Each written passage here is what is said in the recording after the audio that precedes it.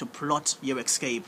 And I'm just going to give you some practical steps on how you can begin to think of your escape routes.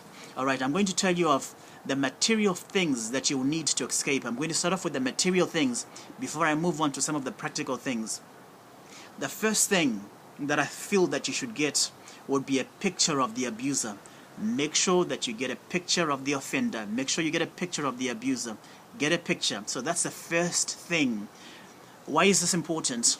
Let's say you move into a different neighborhood. You're able to show your neighbors and tell them, listen, if you see this individual, make sure you call the cops, but always carry a picture of the abuser. And then the second thing is begin to store perishable foods. Not perishable, non-perishable foods. It's been a long day. Make sure you begin to store non-perishable foods. Crackers or canned soups and stuff like that. Make sure you begin to store them. And I'm just going to read some of the things that I wrote here. Make sure that you also remember to carry your driver's license, your photo ID. All those things are very important. If children are involved, carry your children's birth certificates, social security cards. That's very important.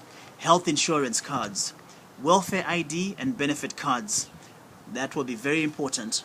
It is said that 20 to 30% of women that are on food stamps are also in they're also in violent relationships. 20 to 30% of women that are on food stamps are also in violent relationships. Make sure that you also carry your passports. And if children are involved, carry their passports. Make sure you get the medical immunization records. I'm trying to give you a checklist here. Alright, I said get a photo of the abuser, non-perishable food, driver's license, photo ID, children's birth certificates, social security cards, health insurance cards, welfare ID, benefit cards, passports, medical immunization records. Practical things. Here are the practical things.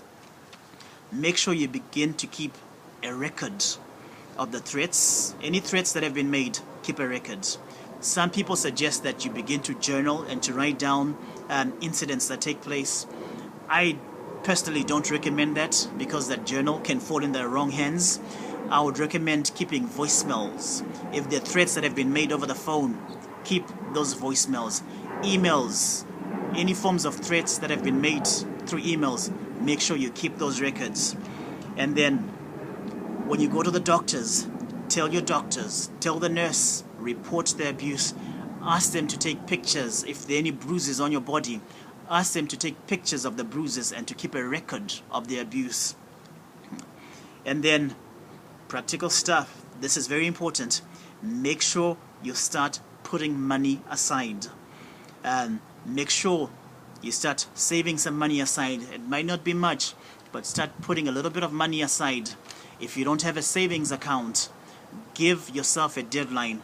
Open a savings account and then begin to put a little bit of money aside because you're planning your escape. Put some money aside. It will also be important for you to have some coins.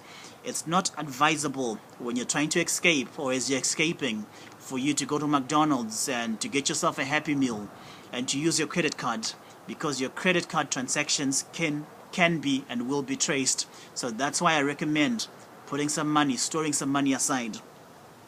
And then also make sure you make yourself an extra set of keys.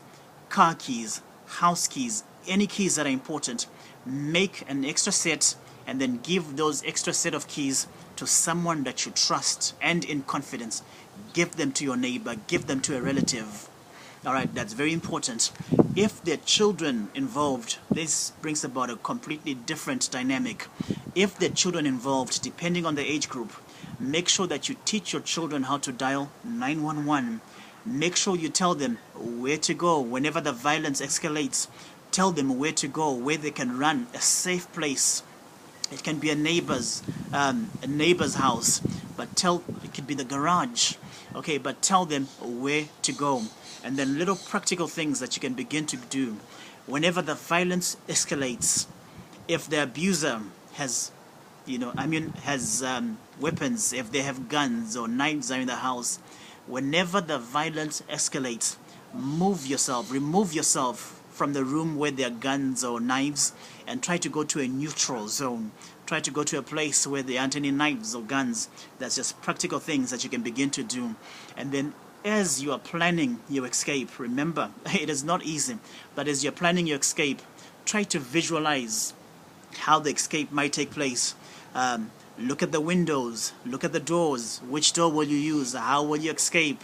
Begin to think and to contemplate and to reflect on how the escape might take place. So that's also very important.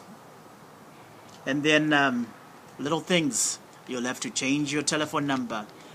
You can start getting prepaid phone cards. And then in it all, try not to blame yourself for the abuse, because this is usually when a person's been abused, there's a struggle with self-esteem, and usually people tend to blame themselves for the abuse. Remember, there are thousands and thousands of people that have been in similar situations, and some have been in worse situations, and they have been able to escape and to start fresh. Whatever your situation is, remember that God can and will make a way where there seems to be no way. If you've set your heart on starting fresh and providing a safe refuge for your children and for yourself, remember that it can be and it will be done. All right, this is Pastor Munya. I trust that this presentation has been a blessing, and if you have questions and comments, feel free to leave your comments. Thank you for joining me. And remember, God has a plan, a purpose, and a destiny for you. And the fact that you're still standing, even though you've been in an abusive relationship, it's a sign that greater is He that's in you than he that's in the world. Thank you.